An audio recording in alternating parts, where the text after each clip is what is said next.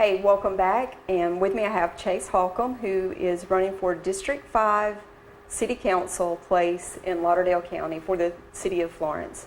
And I was looking on your website where you were a member of the Falcon Vision, and this interested me because Florence won Best Live High School Broadcast in the Nation from 2015 and 2016 as well.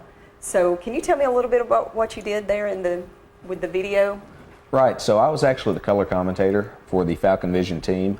And we had a play-by-play commentator with me. We had different cameramen.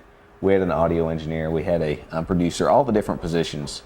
And we were really lucky to have state-of-the-art equipment, through different donations, grants, and things. But we went to all the football games, went to several of the basketball games, tried to go out to a bunch of different sports and broadcast as much as we could. And we'd broadcast over the internet over NFHS network. Okay. So what actually won us our Best Live High School Broadcast Award in 2015, we had caught the attention of some people at the state level in the Alabama High School Athletic Association. So they had asked us to come down to Wallace State and to commentate all the basketball games in the semifinals for 6A. So we went down to Wallace State, and unfortunately our girls team got out in the first game. But we commentated later on, and one of the most exciting basketball games I've ever seen was between the Coleman Bearcats and, it slipped me who they were playing. It was Athens. Athens is who they were playing. Really exciting game. There was a gentleman who made 23 free throws, and he was 23 for 23. Oh my goodness. And when the game ended, they were all tied up and had to go into overtime. So wow. Very exciting game. Really, it couldn't have been any more exciting. So we submitted that footage to the NFHS network to enter that competition. And that's how we won our award in 2015 for Best Live High School Broadcast. And really 2016, we just did it all again. In 2016, we actually submitted a Florence versus Muscle Shoals basketball game. Oh, yeah. So, very good. Classic rivalry, but great game. That's good. And so what they judged you on would be your voice and the action that was going on and how you presented yourself during that. Is that kind of what they judged you on? Right, so there's several different criteria. The part that they judged me on was my commentary, how I handled myself on camera, make sure that I really understood what was going on.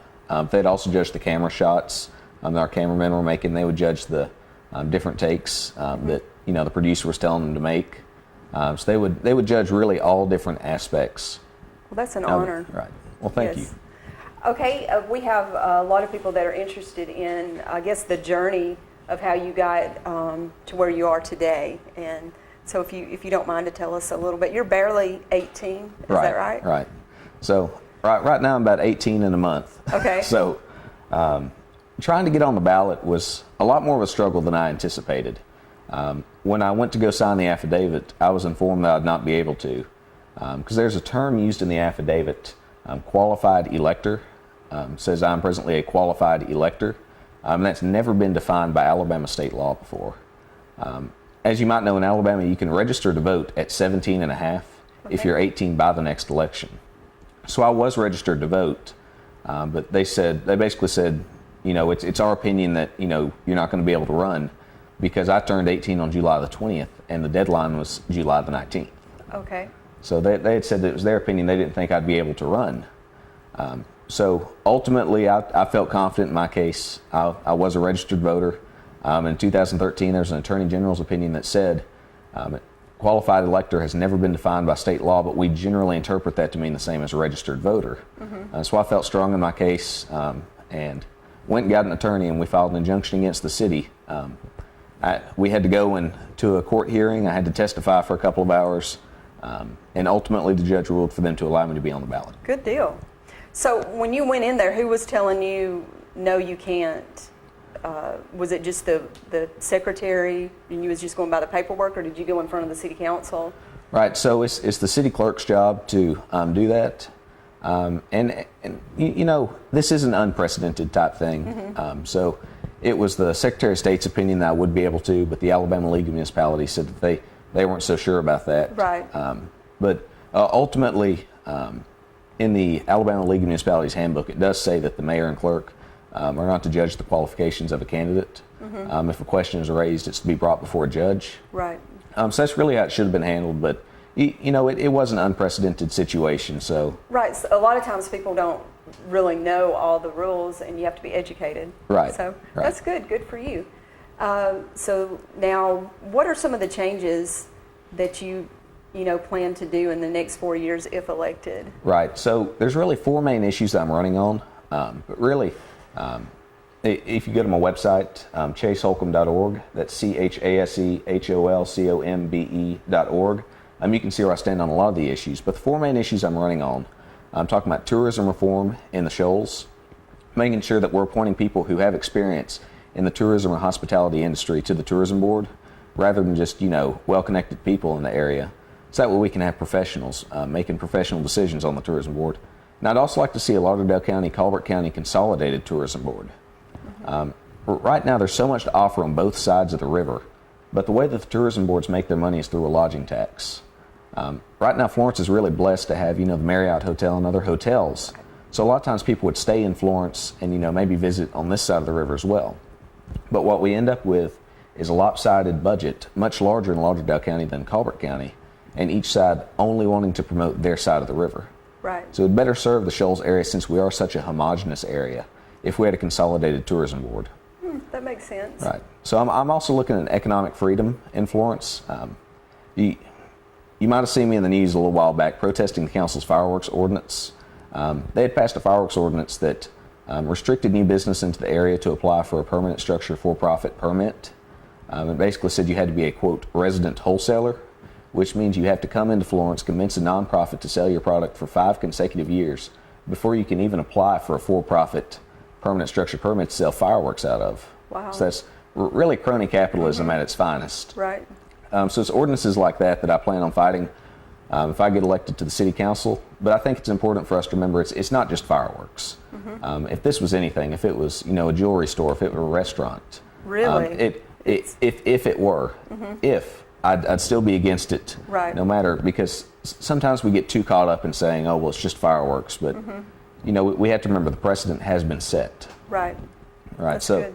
also looking at that there is a drug epidemic nationwide, and unfortunately Florence is not unaffected. So the drug task force for Lauderdale County, it runs pretty much solely on grant money. So making sure that we give them the resources that they need and put them on a little bit more solid ground than very shaky grant money. And then the final of those 4 issues I'm really playing up is the animal shelter in Lauderdale County. I'd encourage everyone to go out and visit the animal shelter, see what kind of condition it's in, and they're always in need of more volunteers. But the animal shelter really is in a dire situation right now. Decaying building, very dilapidated. We need a new structure. And the council said that this has been a top priority since 2013, and we still haven't broken ground on the project. So I think it's important that we get the ball rolling, and we need to remember that this is very important for Lauderdale County and Florence alike. Well, I think you're running for the wrong position. I think you should have ran for mayor. So you sound very wise beyond your years. Well, thank you. And I think that this area would be very proud to have you on board, and look forward to, I wish I could vote over there. You'd definitely have my vote. And you also go to church, you said at Woodmont Right. Baptist. Yes, ma'am. And so you are a Christian, you do hold Christian values, which is very important in this day and time. And to be such, from a younger generation, to hold those values and to implement that with politics. So that's good. Right. And with young people, it's always so difficult retaining young people, into church. But that's something so important. A lot of times when people go off to college, you see a higher number of people that stop going to church. Right. But that's something that as a society, we just can't emphasize the importance of that enough. It's true. That is true. That's very good. Was there anything else that you wanted to touch on? I know August the 23rd is coming up. Is that next Tuesday? Right. So that's next Tuesday. Oh my goodness. Less than a week from today. So it's definitely been a fun journey getting out, meeting a lot of people in my district, just listening to different people in District 5 and listening to their concerns. And I've tried to go around and meet with different city employees as well and kind of hear what's what's good, what needs to be fixed. I just finished talking to the last shift of police officers yesterday evening at 6. I tried to go and talk to all the shifts. I'm just going to listen to their concerns as well. Right. But, I think regardless win or lose this election, I think that, definitely I've helped bring some issues to the forefront in District 5, to get people to start thinking, start asking questions, and maybe just start putting a little bit of pressure on our political leaders. Say, we need to get this done. Right. Sounds good. What is your plans between now and August the 23rd as far as going out and trying to get those votes to come in? Right. Really, a lot of it's just continuing what I have been doing. As you know, it's less than a week away, so it's very close. I'm just going to continue going out and trying to knock as many doors as I can. I'm almost finished with the district, but I still have some doors left. So getting out, I'm knocking doors, trying to meet people. And I'm going to have some radio ads running on Saturday and Monday. So, I'm hoping that attracts a few people, but at least check me out on my website before the election. And give them all your information. Website. Right. So definitely, please check out my website, chaseholcombe.org, ChaseHolcombe.org. For more information about me, you can see where I stand on the issues. You can read a little bit more about me. And also, there's a contact page on there. If you have any questions, comments, concerns, anything of the sort, feel free to reach out to me. And if you send me your phone number, I'd be happy to give you a call and chat about it. Wow. So you will return phone calls. Right. And that's a big part of my campaign, making sure I'm accessible. Right. And if you send him a message, you'll get right on it and try to answer it. Who is the biggest political influence in your life? Right. Well, I'd have to kind of divide that up into two answers, say nationally and then locally. Right.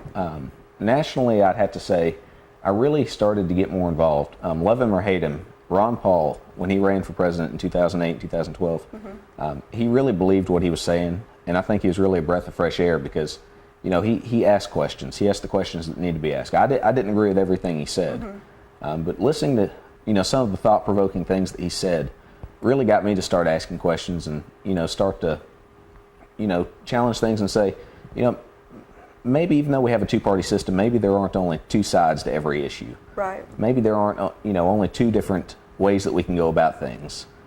So that really got me starting to think more about politics, whether it be locally through nationally, and just start asking questions. And he had a lot of young energy going in there. Right, definitely. When it comes to local politics, I'd have to say a few years ago, I'd went to a city council meeting.